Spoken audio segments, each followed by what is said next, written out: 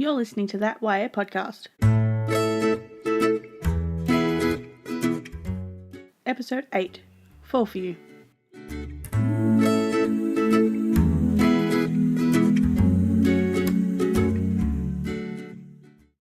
My head hurts, my eyes hurt, my throat hurts, everywhere hurts. How does Mum do this every day for her whole life and go and scrub people's toilets? I'm not saying she's doing something mind-blowing by working with a hangover, but God, I could barely make it to the toilet without the ground spinning away from me. My mouth felt like I'd licked a stray cat and I was seedy on the way home from Meg's. Slipping outside the apartment together, I gave her a quick hug at the gates. She said I could stay for breakfast, but I didn't want her parents seeing me like this. I didn't even give her a kiss goodbye. All that was on my mind was a shower, I think. I or someone else, maybe both, spilt beer on me. Even my hair smelled like old smoke and yeast. Long story short, I wasn't at my peak on the train home, headphones in, world out. I ignored the people around me and nearly dozed past the station. Glaring at the sun as it made an appearance, my walk home was full of two main regrets. For not bringing sunnies, and from dragging Megan to the party in the first place. The party was fine. Same cheap grog as the old parties I went to. Same drunk idiots and random hookups. I had fun dancing and saw Megan smiling and joining in after a little persuasion. I was so caught up in talking to new people I had more than one drink I told Megs I would and lost track of her. Didn't think much of it until I was staring at dried tears on her cheeks and shaky hands were dragging me to the train. Everything was spinning by that point and I didn't want to open my mouth in case something worse than words came up. I hugged into her shoulder, needy drunk status achieved. After a 4-hour nap and a 10-minute shower, long by my standards, if Mum was strict about only one thing, it was saving water. We even had one of those 4-minute timers in the shower from back when drought restrictions were in place.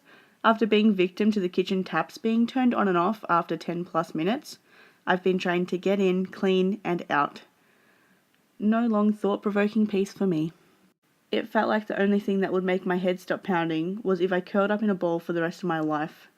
Drinking was stupid, but I finally felt like a little bit of the pressure was released, and my nerves weren't screaming like a pot left on the stove for too long.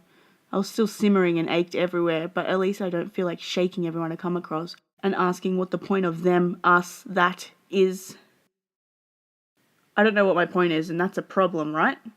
Everyone has a point, or at least they think they do.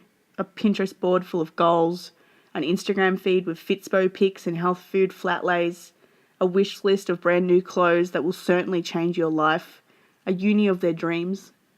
Me, I have nothing. No motivation. If you told me there was a course that could teach me to paint like Banksy, I'd just stare because I wouldn't be the only one in the course, right? There's always someone better than you, or hey, there's still Banksy. You could teach me how to paint like him all you want. That wouldn't guarantee money or happiness. I'd just be a wannabe biter like the rest of the world. I have a small room that stinks because I haven't done washing in 2 weeks, and I'm pretty sure there's a mug under my bed that may or may not be growing a microbe farm. I have no pet to walk, no real friends to yell at me that I'm being a bore for lying in bed on the last day of holidays. Even Mum isn't here to comment on my holey pyjamas and daggy t-shirt. Staring at the cracks in my ceiling and paint flecking off the walls, I felt cooped up. The walls too small, my mess of a room disgusting, making me feel like a feral. Throwing on a pair of semi-clean leggings and the same hoodie I've been wearing to bed, I just left. The microbe farm won't be going anywhere. My feet started taking me to Megan's before I even realised what direction I was heading. Although where else would I have gone? Megan's mum answered the door, and from the smile she gave, you'd think I didn't throw up in her toilet or pass out in her daughter's room. Straight teeth, brown eyes. She looks like Megan after a million more smiles to crease her eyes. She tells me Megs is in her room studying, even though she had all her holiday homework done last week. The door's open and I peek in. Megan at her desk, headphones on, pumping music so loud I could hear it from a metre away. She didn't hear me come in, so I snuck up behind her, ready to give her a hug from behind, and nearly got a pen through the eye. Note to self, pens would hurt. Stay away from frightened misses when she's wielding her weapon of choice. She smiled up at me and lowered the pen. Safety ensured, I leaned down for a hug. Tucked into her neck, I pulled back a fraction, enough to free my lips so I wouldn't mumble. Apologising, she just laughed at me, saying she could do without carrying me home anytime soon, but shit happens. I was surprised she was so quick to forgive. I stay angry at Mum at least 3 days when I have to lead her home from the pub. Maybe my anger's a me thing and not an alcohol thing. Everything seems to be a me thing these days. Removing herself from my hug, Megan said she just needed a little more time finishing off the chapter review she started. Dragging a chair over, I sat and amused myself with her hair. Never having long hair, I really didn't know how to plait, so I tried my best. Megan ended up with 2 plaits of different thickness, 1 lopsided braid, and finally a masterpiece 6 pigtail updo, inspired by 1-year-olds everywhere. I left it in and she closed the book. Spinning to me, she caught her reflection in the mirror and looked horrified. Throwing her pen at me, she complained that I was an artist. How could I mess anything up so badly? Laughing, I reached for her, explaining art was an interpretation, and one day this star would be displayed in a museum, duly called the Multi-Des Tale, and kids from the year 3000 would be replicating it for years to come. Laughing as she brushed out the knots I'd caused, I made a spur-of-the-moment decision. I knew exactly what we should do. I had $50 left. Turns out not buying paint can free up some dollars, so I decided we should go to the aquarium. Megs has mentioned it a couple of times in passing, and I don't feel like seeing another art show. I'm sick of everything that reminds me of painting and not ready to look at others' successes. I haven't been to the aquarium since primary school, and I think the only thing I retained from that trip was turtles eat plastic bags thinking they're jellyfish, and that's a bit of a downer. Megs brightened when I suggested it, bounced up and down and running around her room, grabbing open drawers, grabbing out socks and shoes. You'd think I'd told her I have tickets to Disneyland, the way she was moving. Throwing the shoes she was digging under the bed for on, she turned to me, saying, "Ready?" Cheeks turning red and eyes watering, I was holding back laughs as I turned her towards the mirror. She had mismatching runners on. One bright green, the other a black van. Eyes wide and watering, lips pressed together when she turned to me again. We both cracked up, gasping for breath with tears streaming down our faces. Megan pulled off the green shoe and spotted the other van. By the time we finally got it together, we were halfway down the street.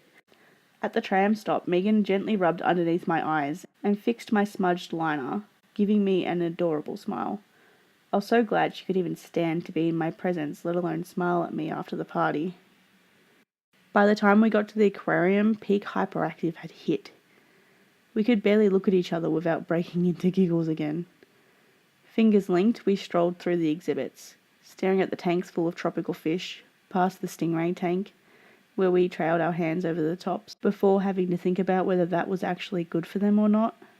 I know if I was in a tank, the last thing I would want is strange fingers stroking my back.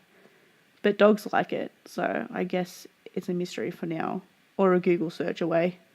Either way, it was something to do another time. Not then, when the day, which had started off majorly crappy, had done a 180. We looked at the penguins, past the seahorses. Taking it in turns, we read the placards, describing exactly what was in the tank and the history. Megs was happy to stroll, linking her fingers, bumping hips, pointing at different variations of fish and planning a holiday for us in Cairns where we could scuba dive and see all this in its natural habitat before climate change came and rips it away from us. Nearing close to 4, we finally reached the glass tunnel corridor. The glass tunnel corridor was my favourite part of the aquarium in primary school, and it's still my favourite part. Being able to look up and see the sharks swim over you, all the fishes go around, the coral creep up, it's just beautiful. And being there with Megan was great. I pulled her down with me and we sat on the floor. She looked a bit worried at first, glancing around, but it was nearing closing time, so no one was there. We sat and looked up and just stared. And I wished the aquarium wasn't closing in 5 minutes. And I wish we had come here first, instead of for the last 5 minutes. I don't know whoever said save the best for last. That's a crappy saying, a crappy thing to live by. Do the best first. Mum was waiting for me in the kitchen when I got home, still smiling from the day I breezed past her waving hi and about to enter my room. She cleared her throat and told me to sit down at the table before I could. I never was one of those parents you see asking for your friends' parents' numbers when you go for a sleepover so they can make sure you are where you say you are. She's always left me to my own devices and trusted me not to be an idiot and get myself into a hard situation. I try to picture her saying no to me going to the movies or telling me I couldn't leave until I had finished my homework, and I can't. It's like picturing a new colour. It's just so unlikely. So when Mum lost her plot It shocked me out of my happy bubble. Raising my defences, I slumped down into the chair and asked her warily, "What's up?" Staring at me hard and sliding an envelope over to me, she was definitely not laid back mum right now. She didn't even have a glass of wine. The letter had the school's emblem stamped to the outside. Printed caps lock letters spelled mum's name and no doubt was about to ruin my last day of holidays. It was from the principal, letting mum know my grades weren't cutting it and that I would fuck up this scholarship if I didn't pull up. No, it didn't swear. It said something like, "We'll lose all financial support from our sponsors and the money would be offered to someone on the waiting list." I think what caused her anger was having to take a day off work, to have a sit-down meeting to discuss and plan me getting back on track. The next morning, I was running out the door and nearly smacked into mum on the porch, telling me to get in the car. I texted Megan letting her know I wouldn't be around to get coffee. I was hoping I could quickly see her before joining mum in the meeting. Mum looks nicer than she's had a reason to in a while. Wearing a pair of nice black pants and a shirt, we drove into school, pulling up next to the few teacher cars. I was relieved we were here so early. Glad I didn't have to walk through the throngs of students, probably wondering if I was finally facing up to all the times I'd been sent out of class, or feigned illness in PE. It was worse than I expected. Not only was the principal a bit snobby to mum, but mum actually got riled up over me. I could see her mouth turn down, lines around her eyes deepening, as she was told I was throwing this opportunity aside and didn't deserve it. Mum may drink too much, but when she's sober, she can act her age and understand that I'm being a brat, but also that there's a reason for it. She questioned how the teachers were helping me adapt to the new workload, and from the principal's slightly red cheeks, it was clear he couldn't tell her that they just left me to my own devices.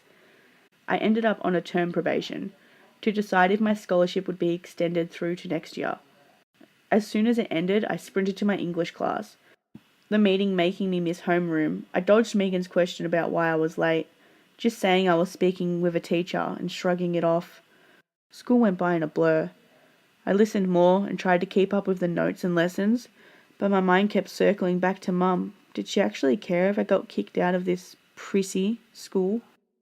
I didn't get through the front door before mum started yelling at me.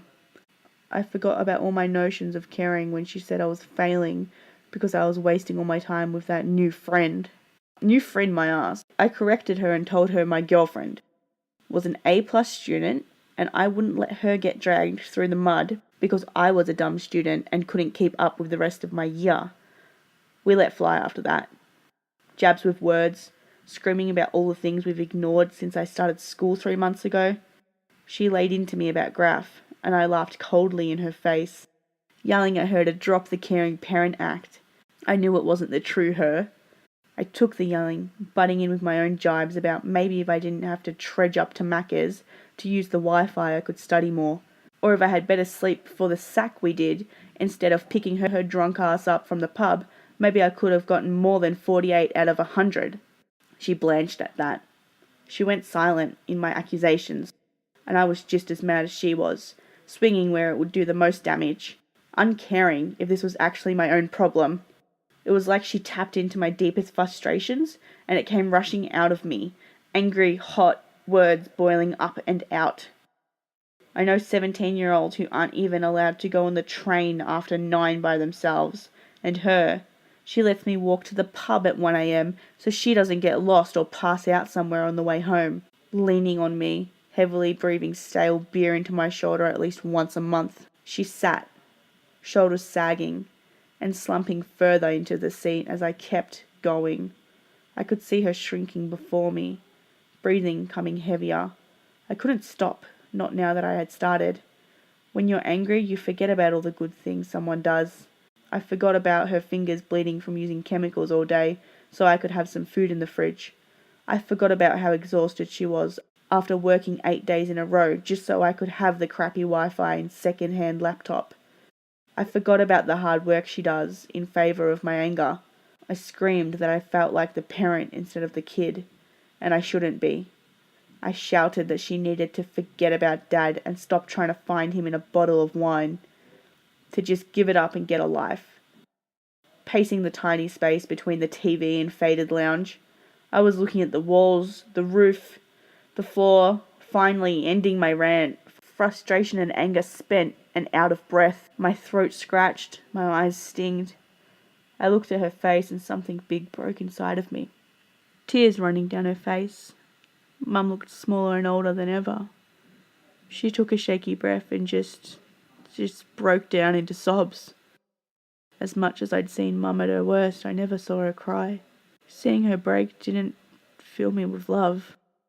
It didn't make me want her to stop. We didn't hug it out and forget all of our problems. It made me add fuel to my anger. I'm failing school. I'm fighting with everyone. I drank myself sick at that goddamn party and enjoyed myself while doing it. I'm the one who should be crying. I'm the one who's having my life slip and spiral down, down, down, and I don't even know what I wanted it to be yet. I said sorry, Mum, because I'm not a totally uncaring bitch. But did I really feel sorry? Seeing her cry made me want to cry. Made me want to jump out of the room and cover my ears like a child until someone came and held me, fixed my problems, and Mum's. But this isn't a fairy tale. This is Footscray. I slammed my way into the room, pumping Seth Century until my brain couldn't think of anything but. I cried face down on my bed, smothering my sobs with my pillow and downright feeling sorry for myself. I don't know what to do about school. I've been trying harder and I'm still slipping. I feel like I'm running uphill, only to find another hill waiting, steeper and more unobtainable. And what am I even climbing for? Why am I trying? I don't have dreams of being a journalist like Meg's. I just want out, and I can't see any doors or windows open for me like everyone else has. All I have is a cracked and peeling ceiling that needs to be reached and then smashed through, but I can't find any tools, and punching at it with my fists isn't making any dents. At least none big enough to see the sky through.